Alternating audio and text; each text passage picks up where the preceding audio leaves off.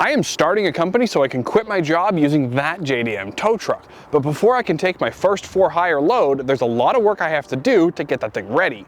I bought this truck because I love lowered and modified cars, which is exactly what it's designed to move. But because it's from Japan and we have a lot of differences here in terms of how we regulate tow trucks and also how our cultures are set up, there's quite a few things I'll have to fix in this video. Like the fact that it's got no flashing lights to keep me safe on the side of the highways. I guess Japanese drivers pay more attention.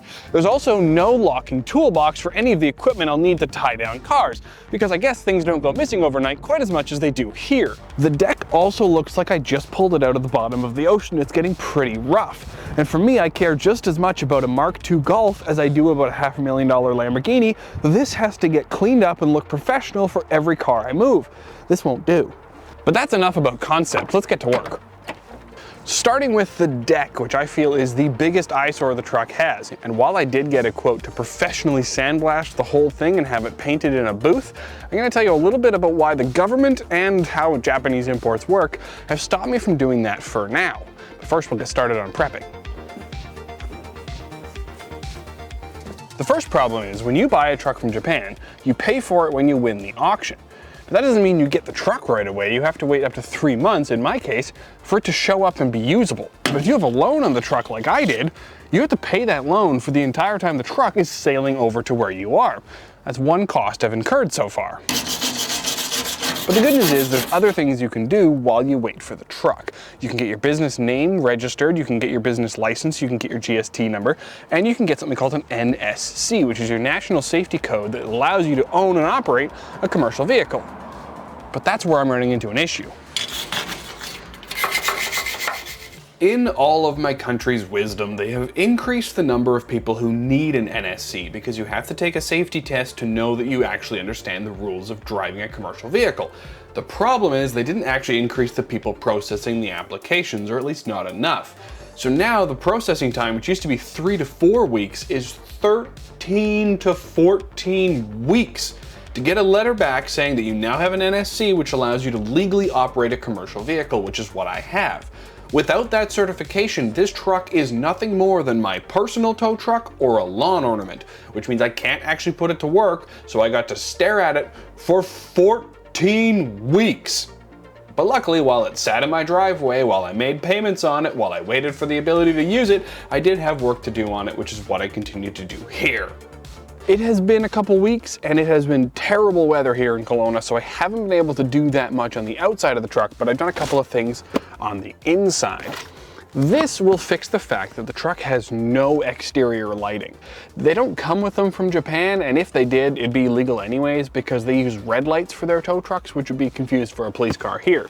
So I'm going to install this, which is the Aux-Beam 8-function thingamabob. And it has momentary and on-off switches, as well as controllable by phone. So this is going to control my little spotlights I just installed up there, but I haven't run the wiring for yet. And it's going to control the rock lights for the truck and the underglow kind of thing to make it look cool at car shows, as well as the deck lighting I'm going to put on it so that I can light up a car at a show. But the problem is, here's the wire. I'm not going to run it through the door. I have to get it into the cab somehow, and it seems like the way I do that is dropping the headliner. So, I don't want to.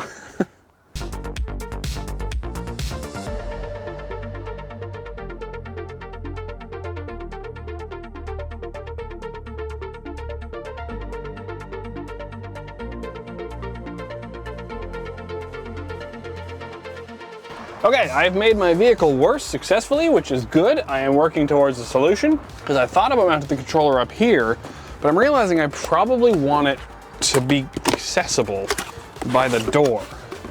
So I could mount it here. Control panel can go in front of that. I think just 2 holes through there. And I could reach that from the outside. I don't think I have any reason to have it down there. I think that might be where I want it. It is now my next day off, and because this job is working around my schedule and the weather, today is supposed to hit 18 degrees Celsius, which is warm enough to put paint on the bedsides. So I'm going to leave the interior disassembled. I'm going to finish up that project on another day when it's colder again, and I'm going to try getting some paint down on these sides to get rid of all of this. On spots like this where there's pitting on the truck, the proper procedure would be to cut and weld new panels there, but I don't have the resources, time, or skills to actually do that. So for now, what I'm gonna do is just use filler. It's gonna make it a smooth surface. I'm gonna hit it with some primer, and the truck will look good. This is overall a tow truck. It's still gonna get beat up, and maybe down the road when I have some more capital and maybe a second truck that I can run when this is parked, I might get it done properly. On other parts of the truck, there's this iron oxide that is just kind of, I think that's what it's called, is it's kind of run off of all the hinges and the places where rust was. So I'm gonna use a vinegar solution and Scotch-Brite to get rid of that while the Bondo sets, so that I can hopefully keep myself busy all day.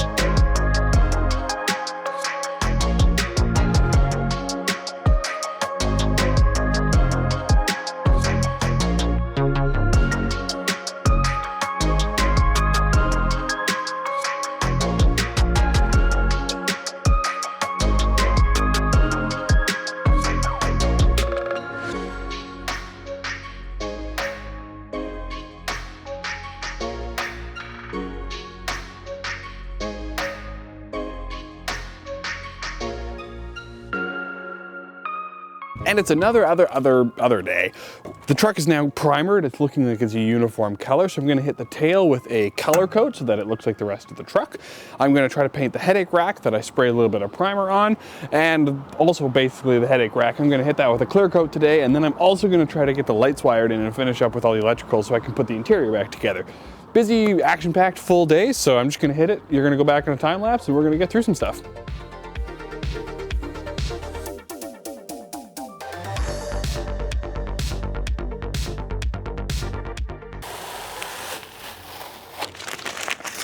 Hopefully not taking off the sticker I worked so hard to protect. I am really excited about how much this looks better than it did when it was kind of half gray and half rusty and half scratched. So I'm happy with the project overall. It's certainly a different gray than the gray on the cab. I'm not sure if that's because this is 1 second old paint and that's 15-year-old paint. So I'm gonna try to hit the cab with a ceramic coat and a polish and see if that helps. But at least the bed will be all one uniform color because I'm doing the bed sides as well. So I'm not too worried about it. It still looks a heaps better than it did before. I'll pull up all the masking and we'll keep doing stuff.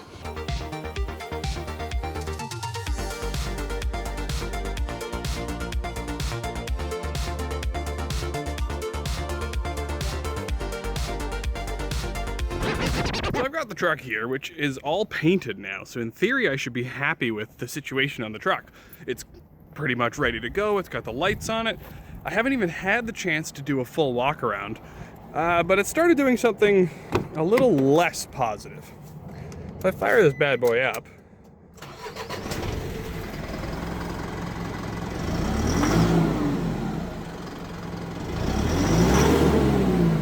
yeah, it started smoking the other day. Not sure why, and so no matter how good it looks, it's misfiring. It seems to be smoking every time it idles. So it's going into the shop to get looked at again, even though it has technically done no work. But it looks nice. It's all painted. We are back at the channel of how quickly can I burn money on a truck that hasn't made me any money yet. It is not working, and that smoke was unable to be diagnosed because nobody in the Okanagan has a scanner that actually talks to this truck. So we couldn't see if the injectors were bad. So I bought this, which is a scanner. $1,600 later, I learned it's fine. Everything was happy. The afterglow system was working, the balance rates were working, all of the readings from the mass airflow sensor were good. Everything was fine. But you notice here, it's wet around here, and I've got all kinds of oil coming out of all of my intercooler piping that I made pretty, but it's still leaking oil. And so I finally actually pulled the intake boot off of the turbocharger. Not quite so good there. We're looking inside of the turbo there. I don't know if you'll have the light to see the fins that are unhappy. They're not loving life, and I have a lot. Let's see if I can get it. Oh yeah, you can see that is not a healthy looking turbo. This is the new turbo, but I completely forgot about something else that's been bugging me. This is my cooling fan, and as you can see, has very little play. It has no give to it, which is why it runs 100% of the time.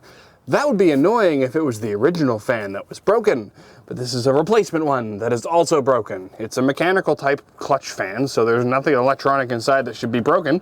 That is a replacement unit, is just as stuck on as the factory one. So now I have two fans that are on all the time, and they've sent me a third one. Apparently they give me a replacement one for free because this one is not working. But it looks cool with the red valve cover, so positives in that, I guess. Let's open my turbo. This is a remanufactured turbo from Turbos.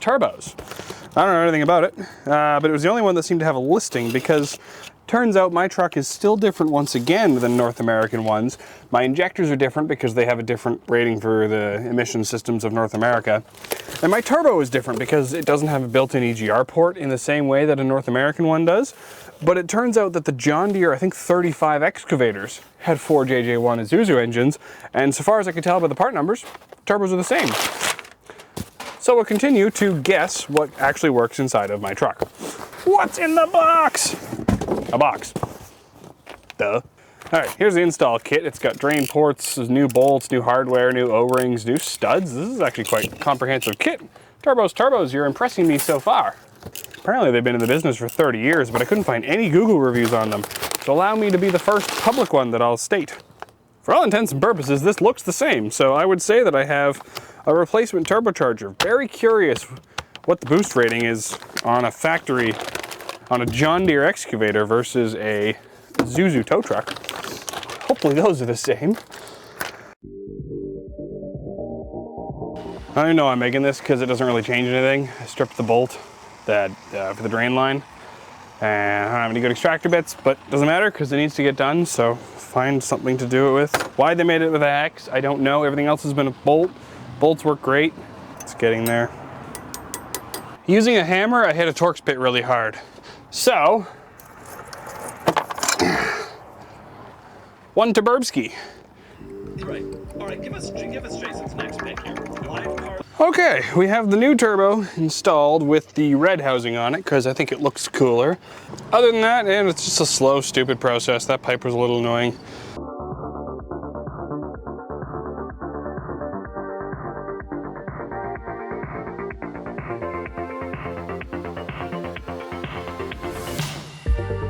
It's now much later o'clock, but I have these two bolts that they must have come off something because they were in my pile. I don't know. I only have one more pipe to go back on that's held on by 2 clamps, and it's not these. But I'm gonna take the intercooler off and see how much oil is in there and see if I can dump that out so I don't suck it all into the engine after getting this clean and replaced. And maybe these 2 bolts will show their faces. Hardly gushing with oil. No, I feel like that's not a concern, so I'm gonna put it back in. We're doing pretty good for progress. I'm gonna put these hoses back on. The intercooler's not full of oil. Then we'll fire it up. Make sure everything's good. And that's where my microphone died, and I didn't notice it for the rest of the day, so let's do a little voiceover style. I finished putting the intercooler piping on, topped the truck up with coolant. It's got no clutch safety, so I was able to just reach in the door and fire it up. Turbo sounded great, made boost, good to go.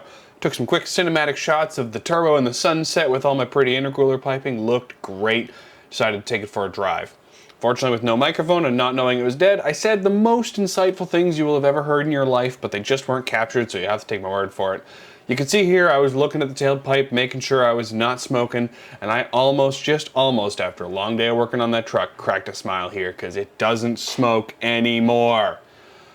On with the walk around. Here I am, trying to film the outro, and you know, unsurprisingly, I had another problem. And you can see I'm very sorry if this is your parking lot, because this is a really nice place to film and I don't want to ruin it for anyone, but my truck started leaking oil apparently on the way over here. And so super excited about that. I found it's the oil feed line. Look, it's everywhere. Wow, I love this so much. So it's the oil feed line, and I torqued that. I remember tightening it specifically because I thought it's a 10 mil bolt with a bigger head, so I wasn't sure how tight to make it. Tighter than that, apparently, but so anyways, I don't know. Whatever the problem is, you figure it out and you keep going and come back later when it's better. We are back in a much louder and a much uglier parking lot, but with a truck that doesn't leak any oil. Either I didn't torque down the crush washers to the oil feed line as well as I should have, or maybe they go through a heat cycle and they back off a little bit, which means I should check the coolant lines as well. Whatever the case may be, it's ready. And the reason I was kind of a little emotional is because tomorrow morning is when I am making the company itself live. 3 videos on YouTube, you can watch the other 2 here, and a whole bunch of shorts along with some promotional content that's going to be going out. This is starting tomorrow, so I needed the truck to work because that's kind of important to being able to serve people with special cars. I am ready to start this next chapter of my life because I can't wait to start seeing all the people in the community like yourselves who have cool cars that just need a little help or move to a show for that time you get to show it off to people. That's what I want this to be an experience of, not breakdowns and not problems. This should be the reliable one, which is why it's my newest vehicle. But let's take a walk around to see what I've actually done with it. I'm really happy with how it turned out, especially being a driveway job. It actually looks, in my eyes, to my own opinion, quite good. So I like the logos a lot. They look good. I wasn't trying to have anything too ostentatious. And so it's a little subtle. And then on the sides, I mean, here's where I had Bondo. And you can see there's a little bit of rust coming out of these hinges still because I didn't disassemble them and replace them with new ones. But it comes off with your finger. That I can keep on top of. The smoothness of where that quite ugly rust was is gone. So I'm really happy with how the color turned out. And looking in the door jamb of the truck, the color of the silver inside the door jambs is very close to the silver on the side, which means a good cut and polish when I have some time should bring the truck back to looking a lot closer to the sides. But overall, I'm really happy with how it turned out. And then the deck, wow, that rusty deck was really bugging me. Now seeing it all cleaned up, it's got a bit of dust on it because it was raining all day today, but seeing it cleaned up really brought the truck together. So I'm very happy with how that all turned out. The things that did not end up getting done is my toolbox is still getting modified to fit under here. So I'm gonna have to run the straps on this basket here. That's fine, I'll have to make that work. The next thing is I didn't end up adding more lighting. There's only those 2 lights there, which work perfectly fine to light up the deck, but I don't have that like show car lighting I was gonna go for. So I don't have that ability to make it feel really special, but being spring, there's a lot more daylight anyways. I'm so happy with how the truck turned out, and I can't wait to start servicing basically the car community because it's a community I love being part of, from going to car shows, making videos, seeing people make them fast, make them personalized, low or high. To some people, they're just transportation squares, but to you and I, there's something more, and that's just a part of the community that I love being a part of and hopefully can cater to. So thank you so much for watching. Subscribe if you want to see more about the truck, and I hope to see you around the Okanagan.